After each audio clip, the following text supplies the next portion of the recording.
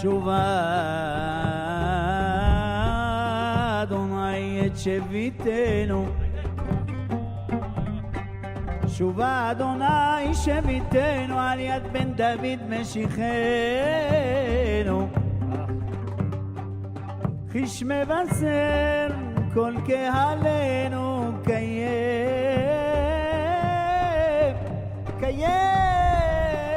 כל נחמות ישעיה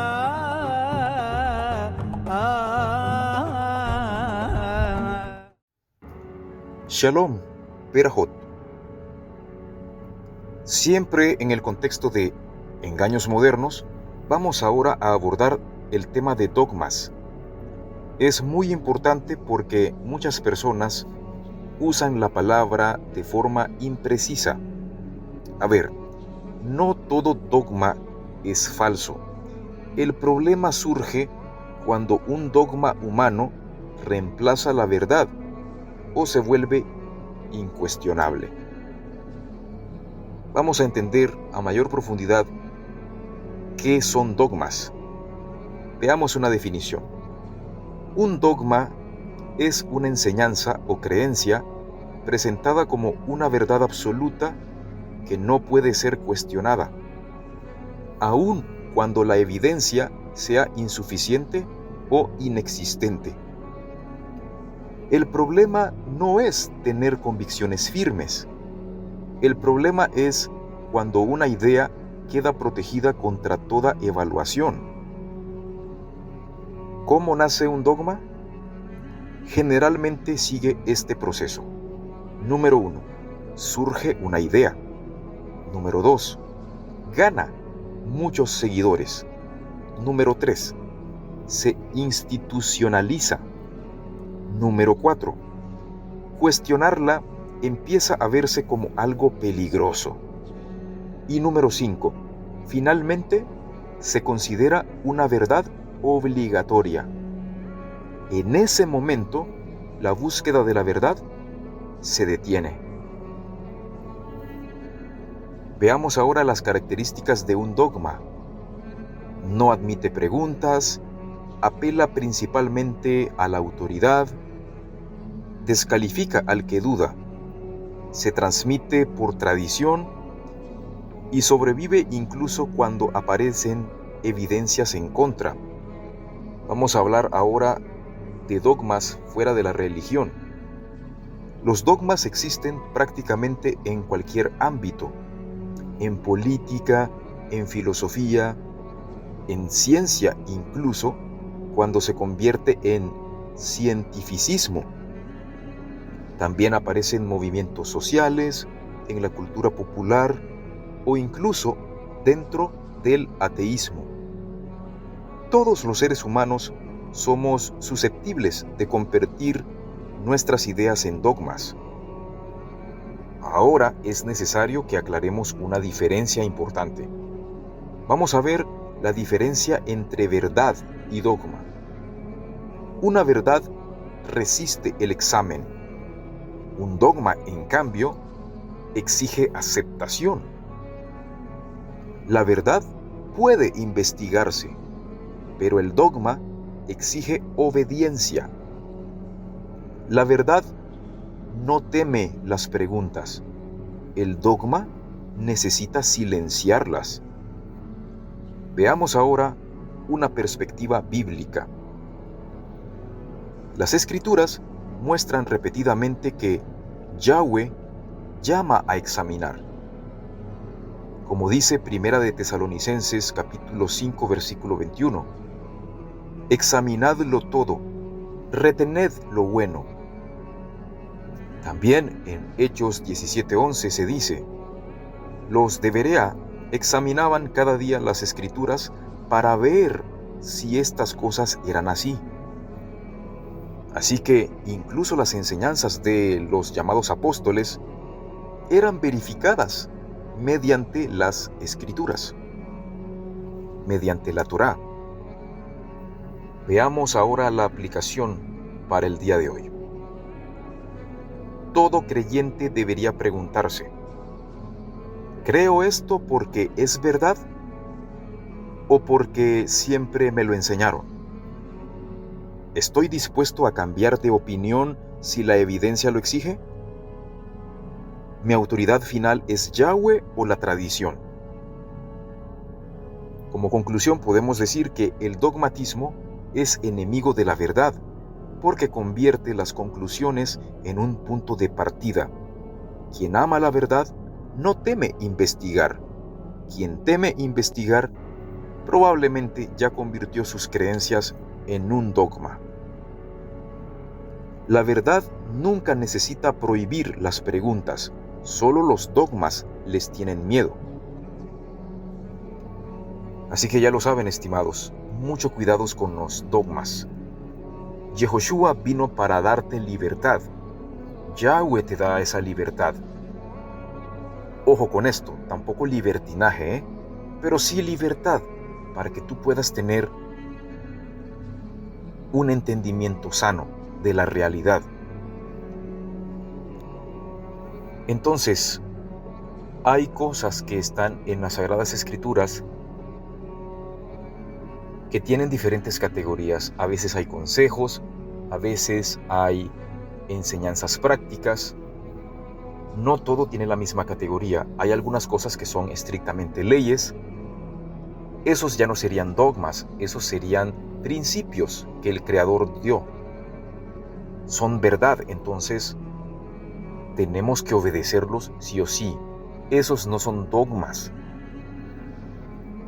El dogma sería entonces cuando te imponen algo que no puede ser cuestionado. Y además, encima de eso, generalmente va en contra de las Escrituras. Muchas veces a esto se le denomina como mandamiento de hombre, doctrina de hombre, enseñanza de hombres, mandamientos, ordenanzas de hombres, que invalidan la Torá. Algunos fariseos en el pasado empleaban esto, algunos escribas también, saduceos, maestros de la ley. No todos eran iguales, pero ciertamente hay algunos personajes en el Nuevo Testamento donde podemos apreciar ciertas discusiones, ciertas situaciones incómodas, confrontaciones que tuvo el maestro Yehoshua contra ellos, porque ellos querían imponer eso por encima de la Torá y querían enseñarlo como si era un requisito que Yahweh estaba imponiendo, cuando el propio Yahweh no había solicitado tal cosa. Era una aberración. En muchos ámbitos tú vas a encontrar esto, en el cristianismo, en algunos judaísmos, y si hablamos de otras religiones, pues ya ni te digo, es evidente. La idea es que, al menos aquí en el judaísmo nazareno, tú puedas examinarlo todo con libertad. Por eso hemos llamado a Emet tu espacio de libertad, tu espacio de paz, para que tú puedas tener toda la información. Ya tú decides qué hacer con esto. Vamos a darte los consejos, eso sí, y tú debes escuchar. Pero jamás te vamos a imponer algo como un dogma, porque eso es lo que trae la Iglesia Católica, eso es lo que trae a veces, no siempre, pero a veces, el judaísmo rabínico. Y yo sé que muchos de ustedes ya vienen de situaciones donde pues fueron sometidos a mandamientos de hombre y seguramente han sufrido mucho y no quieren repetir esa molesta experiencia. Por eso les insto a que sean libres, estimados amigos y hermanos. No se dejen someter por mandamientos de hombre, tampoco sean anárquicos. El propio libro de Romanos 13, el capítulo 13 nos dice que Yahweh estableció autoridades, pero no es con el fin de ser autoritarios ni dogmáticos, es con el fin de guiarles en amor. El problema, nuevamente, es cuando nos salimos de nuestros límites y queremos imponer y queremos oprimir a nuestro prójimo, utilizando como pretexto cosas que el propio Yahweh no ha dicho y que lo enseñamos como mandamiento de hombre. Cuando enseñamos doctrinas, enseñanzas antibíblicas, cosas que no están en la Escritura, y queremos someter a los otros con un pensamiento al estilo Ned Flanders. Ya hay que dejar ese pensamiento anticuado. Eso sí es anticuado y definitivamente está mal. Antes de despedirme, quiero profundizar un poquito más en la palabra olam. Como les venía explicando anteriormente, olam no siempre significa eterno, va a depender mucho del contexto. Y como decíamos, en la filosofía griega el concepto es muy genérico, es un poco inflexible. Te dice que eterno es aquella cosa que no tiene principio ni fin. Está bien si se lo aplicas a Yahweh, pero hay otras cosas que no son estrictamente eternas. Podemos decir eternas en sentido simplificado, pero recuerda, en español, lo que nosotros conocemos como eterno no tiene un equivalente exacto en hebreo. La palabra olam es la que mejor describe este concepto de manera aproximada, pero ya he dicho que no significa eterno en todos los casos, o por lo menos no se refiere a algo que tiene eternidad en sentido estricto, no siempre. Muchas veces olam va a ser un tiempo corto, va a ser un tiempo largo, va a ser un tiempo eterno, o sea, va a depender mucho del contexto. Es más, muchas veces va a ser algo fuera del tiempo, de hecho, porque en el reino venidero no vamos a estar sometidos bajo las limitaciones del espacio-tiempo. Deben saber eso. El reino venidero es muy superior a todo lo que te puedas imaginar. Entonces, olam también se puede referir a ese concepto, estar fuera del tiempo, de hecho. Bueno, nos veremos en la siguiente oportunidad, si Yahweh así lo quiere. Shalom. Berajot.